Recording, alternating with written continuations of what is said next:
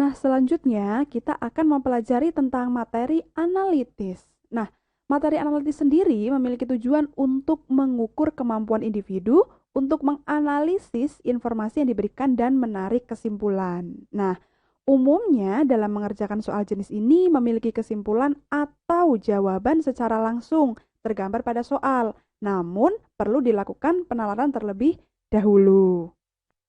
Kemudian jenis-jenis soal analitis. Yang pertama ada urutan kualitas, seperti urutan kemampuan seorang, pintar, hebat, dan sebagainya. Contohnya, seperti Via, dia lebih pandai daripada Bima. Atau Rika, misalkan, dia bermain bulu tangkisnya tidak lebih hebat daripada Vira. Ini contoh ya. Kemudian yang kedua ada urutan kuantitas seperti berat badan, usia seseorang, dan lain sebagainya. Contohnya ini seperti umur paman sama dengan umur ayah yang dikurangi dengan umur kakak misalkan. Atau umur adik ini diperoleh dari umur kakak yang dikurangi dengan 3 tahun, dan seterusnya. Lalu ada kombinatorik, seperti urutan posisi duduk, susunan jadwal, urutan antrean, dan sebagainya. Nah, ini bisa kita misalkan sebagai Ani duduk di sebelah Ika. Kemudian bisa jadi Ika berhadapan atau bersebelahan atau apa ya, terserah kalian. Misalkan ini berhadapan dengan Lila dan seterusnya. Kemudian implikasi hubungan antar syarat ini bisa jadi seperti ibu membeli suatu belanjaan ya. Jadi jagung misalkan, jagung ini harus dibeli. Jagung harus dibeli ketika ibu membeli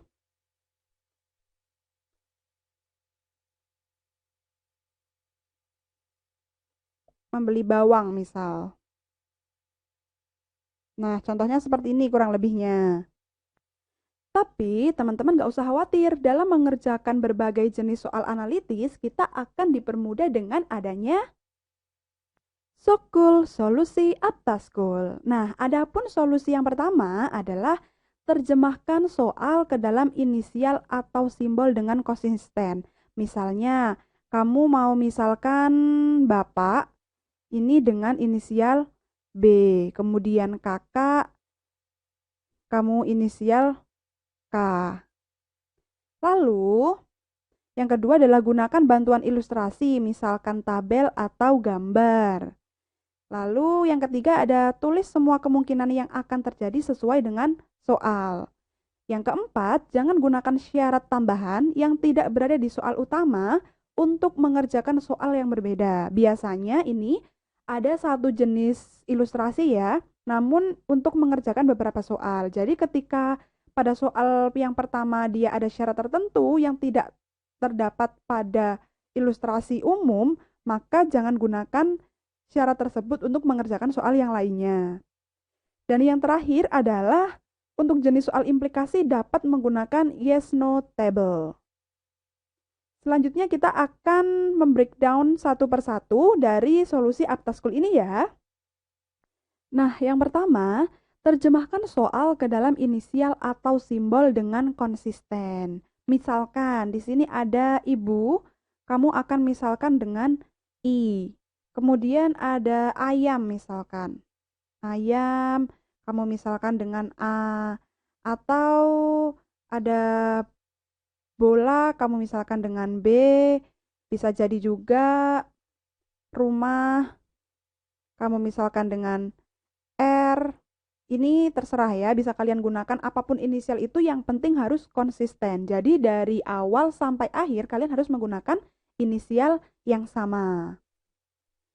Yang kedua, gunakan bantuan ilustrasi, misalkan tabel atau gambar. Nah, misalkan di sini ada soal, setiap orang berkesempatan untuk melawan satu kali dengan orang-orang yang berbeda. Jika menang mendapat skor 5 dan jika kalah tidak mendapatkan skor, maka skor terbanyak adalah.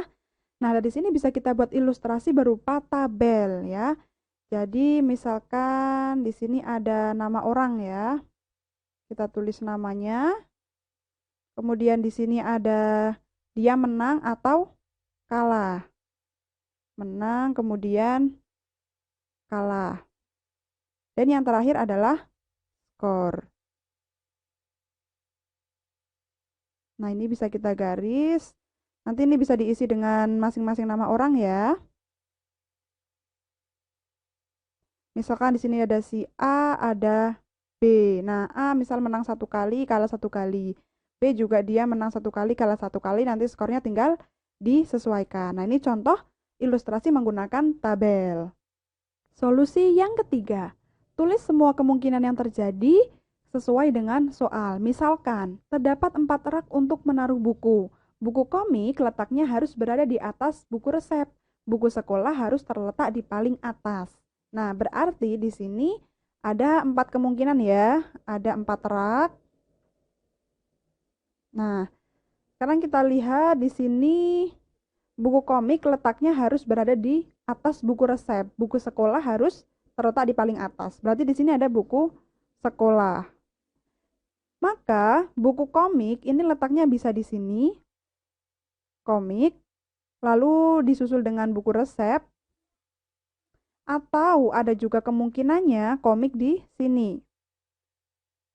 Dan juga resep di sini ya. Maka semua kemungkinan yang ada ini harus ditulis semua ya. Ada komik dan resep 2 dan 3, juga ada letak komik dan resep di 3 dan 4. Oke, next. Solusi yang keempat. Jangan gunakan syarat tambahan yang tidak berada di soal utama untuk mengerjakan soal yang berbeda. Misalkan, pada bacaan utama tertulis, Banu memiliki 3 adik bernama Lisa, Vira, dan Edo. Edo sekarang berumur 3 tahun, Lisa berumur 7 tahun, dan Vira berumur 6 tahun. Soal yang pertama, berapa jumlah adik Banu pada 4 tahun yang lalu?